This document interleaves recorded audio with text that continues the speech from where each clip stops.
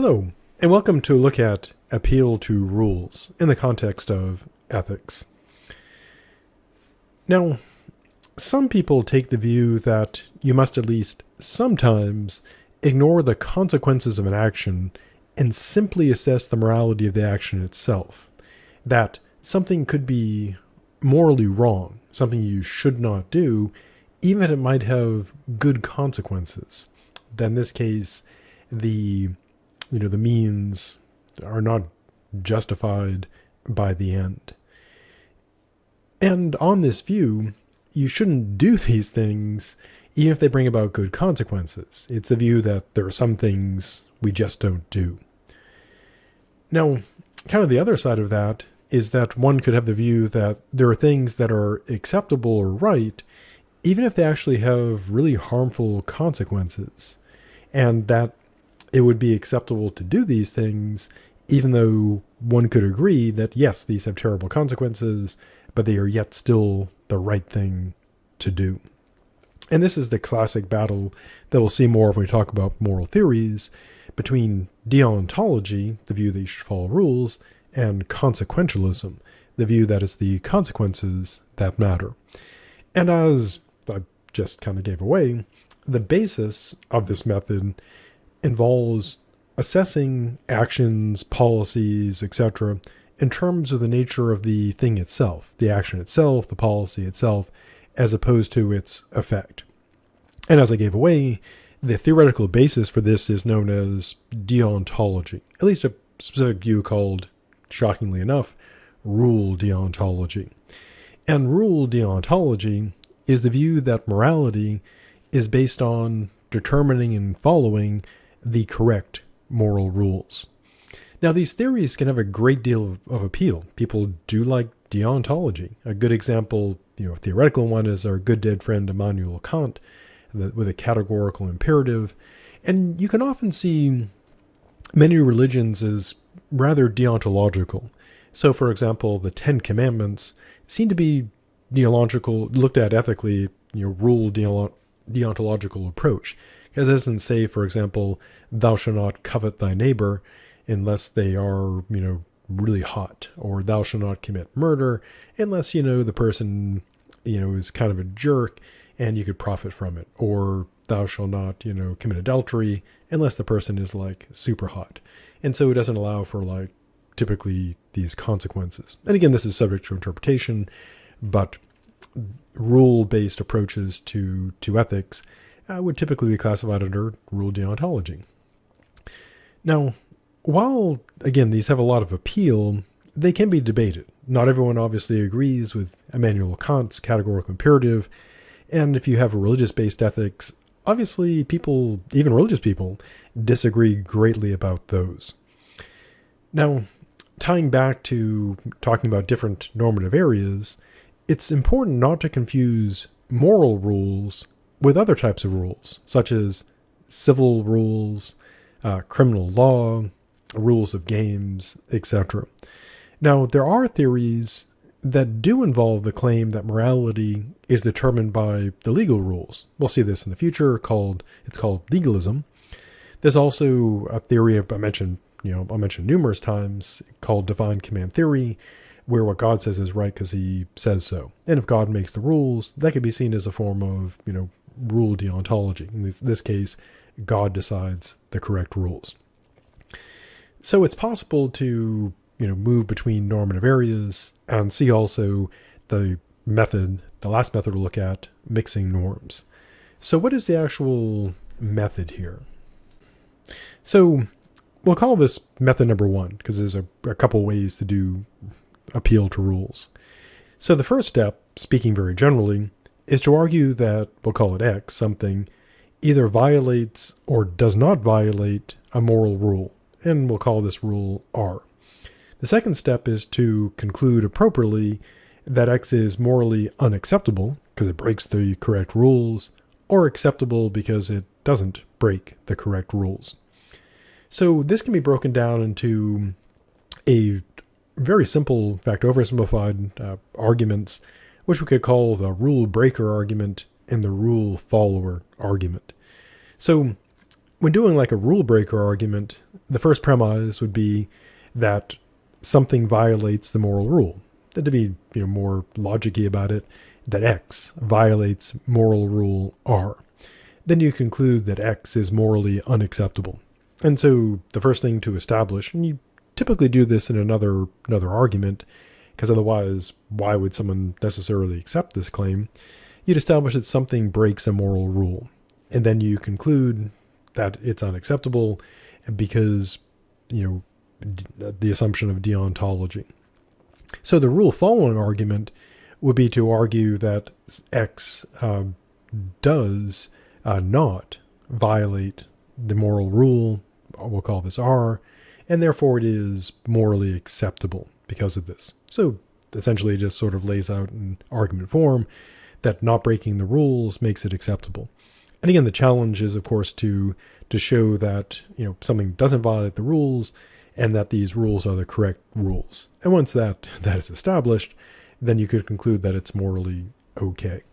So in many ways, engaging in moral reasoning using the appeal to rules is very much like analogous to, obviously, like legal reasoning, or with less consequences, typically reasoning like the rules of a sport or a game. So if you're playing a game, like chess or poker or Dungeons and Dragons, and you look at, in terms of things that are allowed, there are things that follow the rules, and things that break the rules would not be allowed. And that's why you'd have, referees or dungeon masters adjudicating these rules. So again, a pretty good model of this is, a referee in a game, a judge in a court of law, a game master in a tabletop role-playing game like Dungeons and Dragons or Call of Cthulhu. A similar sort of deal, except of course this involves ethics. Now, there's also the second method, because saying method 1 implies that there is a method 2. So in this case, the idea is to look at something that is required, that it's obligatory.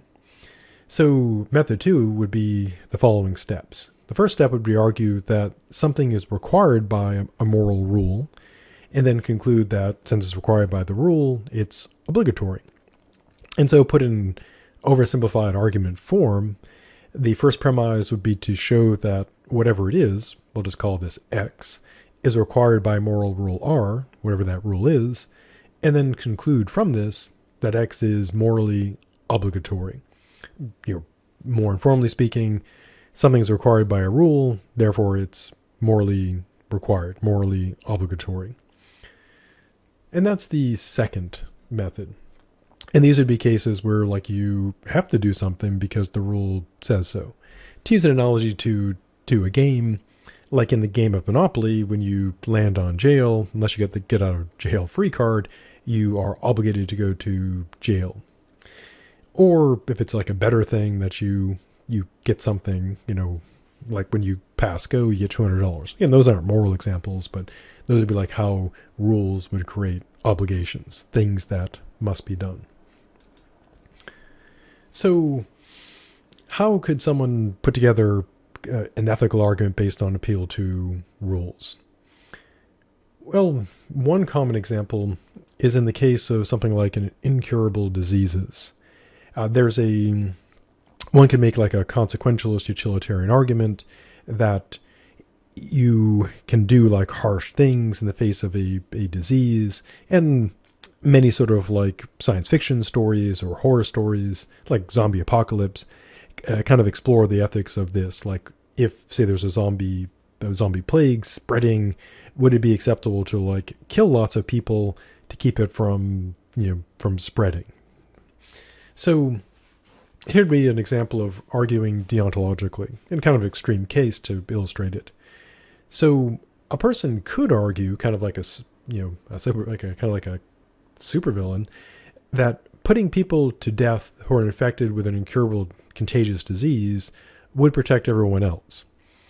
Now, we do actually do this to animals fairly often. For example, if you heard of like outbreaks of various, say, swine flus or avian flus, one of the things they do is they generally, don't have a cure or don't attempt to cure the chickens or pigs.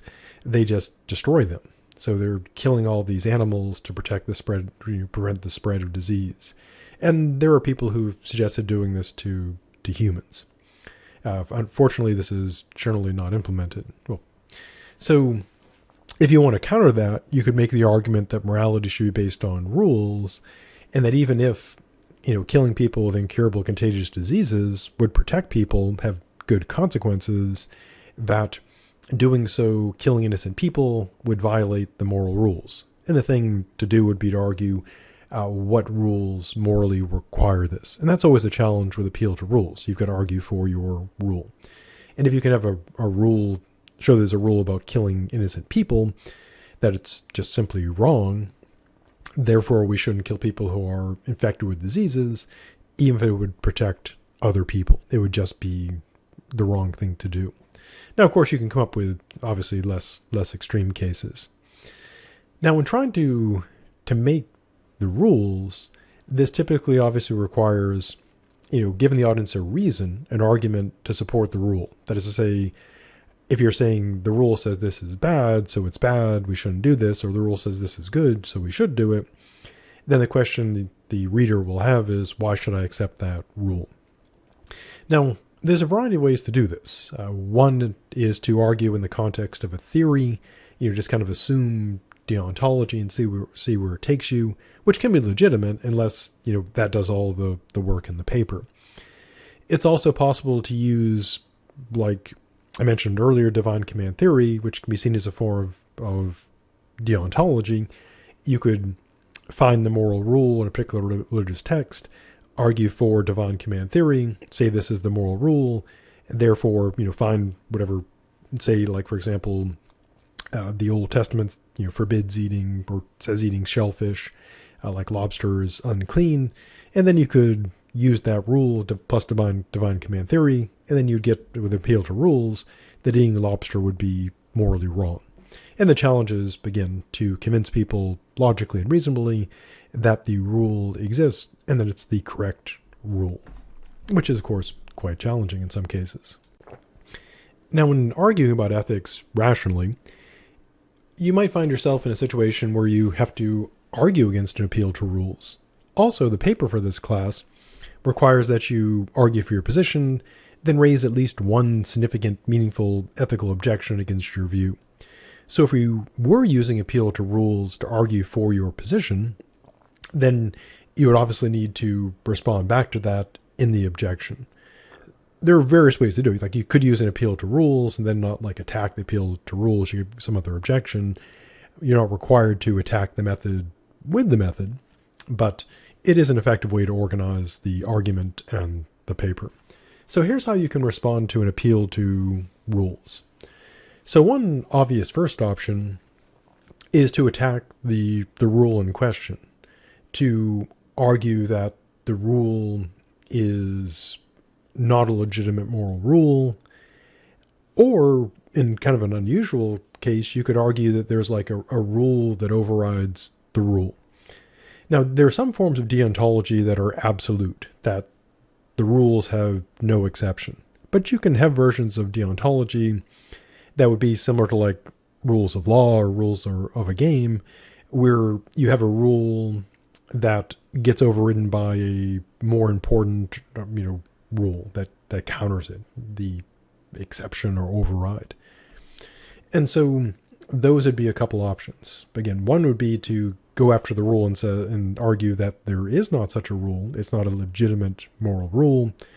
And another way is to argue in the context of deontology and say, well, that is a rule, but there's a more important rule. And this would be basically a case of trying to find rules that trump other rules.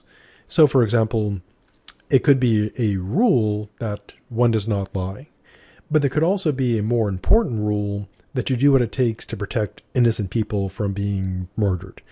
And so if you had to lie and break that moral rule, but there was a greater moral rule of greater importance that you protect innocent people from being murdered, then that would allow you to break a rule, doing something wrong, but following a more important rule, doing something right. So that is also a possibility, to argue that a rule is more important than another rule. And then, of course, if you're arguing against that, you would counter it again, saying that no, in actuality, although you could argue there's a more important rule, this rule is actually more important.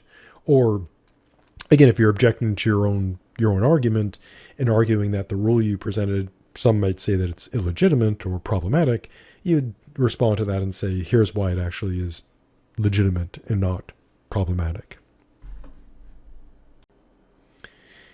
Now, as with any method, you could use a counter method. So you could argue that some factor other than moral rules should be used when assessing that situation, that policy, that action, etc. Now, one obvious way to do this would be to use another method. One of the most common ways to counter an appeal to rules would be an appeal to consequences.